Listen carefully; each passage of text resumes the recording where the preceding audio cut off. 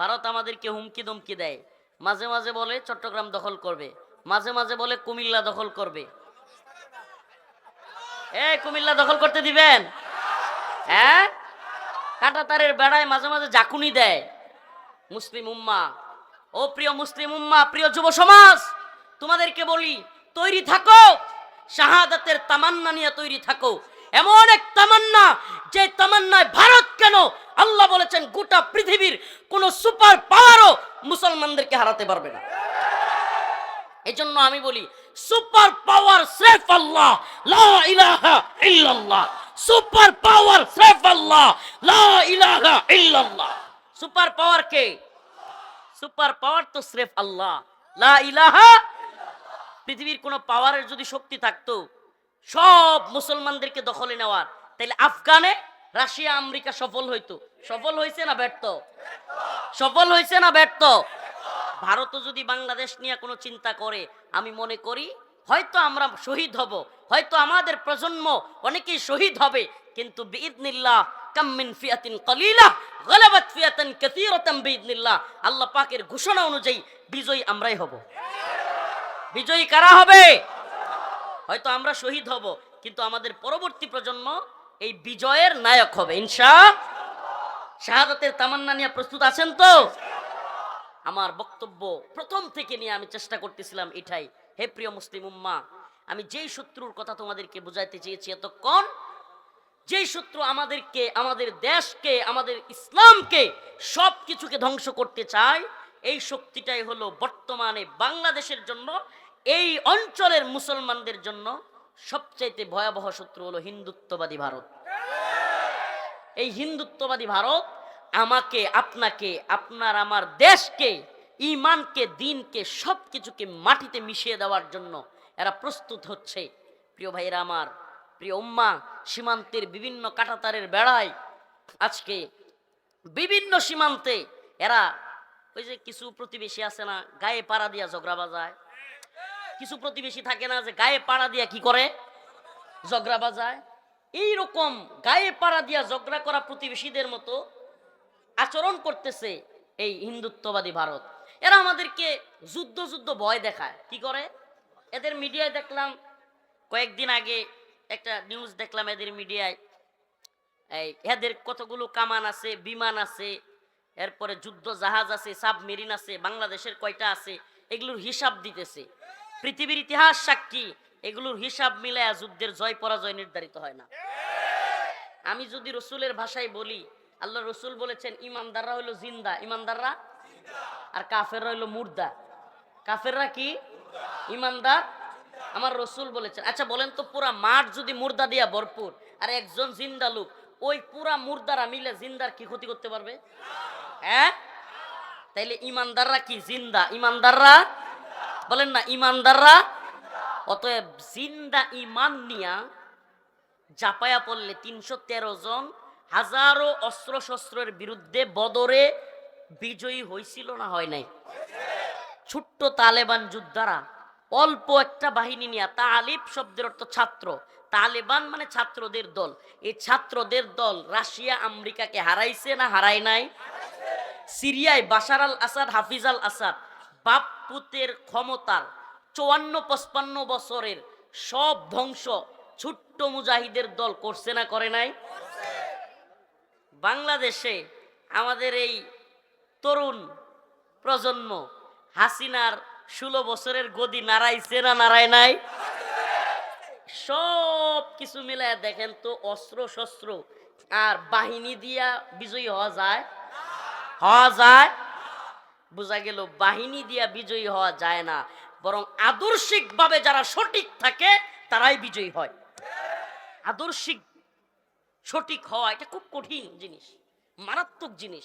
১০ জন আদর্শিক মানুষ, ১০ জন আদর্শিক মানুষ পুরো পৃথিবীকে বিপ্লব ঘটায় দিতে পারে, পুরো পৃথিবীর সিস্টেমকে পরিবর্তন করে দিতে পারে। আদর্শ খুব কঠিন জিনিস। আদর্শ এমন এক জিনিস, যদি কোনো ব্যক্তি আদর্শিক হয়, সে চাকর হইতে পারে, তার মনিব তার আদর্শ গ্রহণ করতে বাধ্য। সে কর্মচারী হইতে পারে, তার পুরো ফ্যাক্টরির মালিক তার আদর্শ গ্রহণ করতে বাধ্য। অতএব আমরা ইসলাম নামক এমন এক আদর্শ পেয়েছি, গোটা পৃথিবী যে আদর্শের সামনে মাথা নত করতে বাধ্য। প্রিয় ভাইরা আমার, বন্ধুগণ আমার, আলোচনা লম্বা করবার সুযোগ নেই। আমি আপনাদেরকে যে মেসেজটা দিতে চাইলাম, মেসেজটা হলো এই উম্মতকে এখন বুঝা, এই জাতিকে এখন বুঝা যে আমাদের সবচাইতে বড় শত্রু, যে শত্রু আমাদেরকে, আমাদের দেশকে, আমাদের ঈমানকে, আমাদের দ্বীনকে ধ্বংস করে দিতে চায়, আমাদের আদর্শ থেকে আমাদেরকে একেবারে মূলোৎপাটন করতে চায়, এই শত্রুর নাম হলো হিন্দুত্ববাদী ভারত। এই শত্রুর বিরুদ্ধে সতর্ক থাকতে হবে। দলাদলি, কাদা চোরাচুরি, একে অপরের বিরুদ্ধে দাঁড়ানো এখন মুসলমানদের কাজ নয়, মুমিনদের কাজ নয়। ঐক্যবদ্ধ হওয়া। মুসলিমদেরকে বলবো, প্রিয় যুবকদেরকে বলবো, এখন ঐক্যবদ্ধ হওয়ার সময়। ঐক্যবদ্ধ হব কেন? ঈমানের জন্য, দ্বীনের জন্য, এই ভূখণ্ড রক্ষা করবার জন্য। এই তরুণ প্রজন্মের যে ভাইরা আছে, এই ভাইদের কাছে আমাদের আহ্বান থাকবে এবং আপনাদের প্রতিও আমাদের মেসেজ থাকবে। যেহেতু ইউটিউবাররা অনেকে আছে, এই কথাগুলো যাবে তাদের মাধ্যমেও। সকলের প্রতি আমার একটা মেসেজ থাকবে, যে ছেলেগুলো আমাদেরকে বিজয় এনে দিল, আপনাদের এলাকার ছেলে বলে বলছি না, সব যারা এই কাজটা করেছে তাদেরকে বিতর্কিত করা, তাদেরকে হেয় করা, এটা একটা নতুন ট্রেন্ডিং, যেটা আওয়ামী লীগ এবং তাদের দূষররা প্ল্যান করে করতেছে। কারণ এই বিপ্লবের সৈনিকদেরকে যদি মাইনাস করা যায়, এদেরকে যদি মেন্টালি কিংবা এদের সে আদর্শিক জায়গায় যদি এদের আঘাত করা যায় যে এরা দুর্নীতিবাজ, এরা এইটা, এরা ওইটা, তাহলে তারা যে ঠিক ছিল, আওয়ামী লীগ সঠিক ছিল, এটাকে মানুষের সামনে প্রমাণ করা সহজ হবে। আপনাদেরকে আমি কথা বোঝাইতে পারছি? যারা এই বিপ্লবের অগ্রসেনানী, এই বিপ্লবে যারা একেবারে ফ্রন্ট লাইনে ছিল, প্রথম কাতারে ছিল, এদেরকে যদি দুর্নীতিবাজ, ভণ্ড কিংবা এরা খারাপ মানুষ, এটা জাতির সামনে প্রমাণ করা যায়, তাহলে আমরা ভালো ছিলাম, নাউজুবিল্লাহ, মানে আওয়ামী লীগ ভালো ছিল, এটা আওয়ামী লীগ প্রমোট করতে পারবে। এই চেষ্টাটা আওয়ামী লীগ করতেছে, এটা আওয়ামী লীগের দূষররা করতেছে।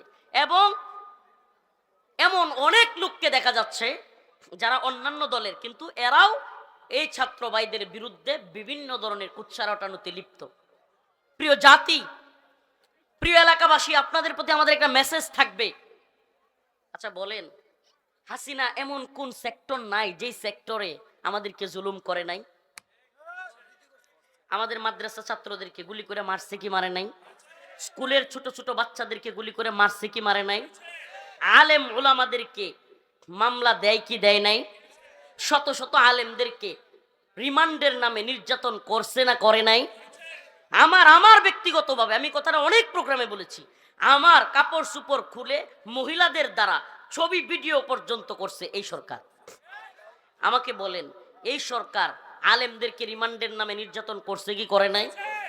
আওয়ামী লীগ কিংবা হাসিনা সরকার দেশের সর্বজন শ্রদ্ধেয় আলেমকে কারাগার থেকে হত্যা করে বের করছে কি করে নাই?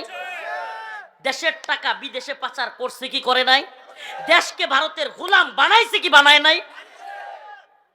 এত এত অপরাধ। এই ছাত্রলীগ এমসি কলেজে সিলেটে স্বামীর সামনে স্ত্রীকে গণধর্ষণ করছে কি করে নাই? এই ছাত্রলীগ আমাদের ভাই আবরার ফাহাদকে ভারতের কথায়, হিন্দুত্ববাদীদের কথায় বুয়েটে আমাদের ভাই আবরার ফাহাদকে পিটিয়ে হত্যা করছে কি করে নাই? কয়টা বলবো? এমন কোন অপরাধ আছে যেটার সাথে ওদের নাম নাই? বলেন আপনাকে, বলেন আমাকে। এই এত অপরাধের পরে এত জুলুম, আমি তো মনে করি আমরা যদি আল্লাহ পাকের কাছে হাজার হাজার লাখো লাখো সিজদা দিয়াও শুকরিয়া আদায় করি, আল্লাহ পাক এই জালিম থেকে যে আমাদেরকে পরিত্রাণ দিছে, এটা শুকরিয়া আদায় হবে না। এই জন্য এই ভাইগুলোকে কৃতজ্ঞতা দিতে, এই ভাইগুলোকে এই জন্য সাপোর্ট দিতে, কিংবা এই ভাইগুলোর পক্ষে দাঁড়াতে আমি বা আমরা ন্যূনতম দ্বিধাবোধ করি না।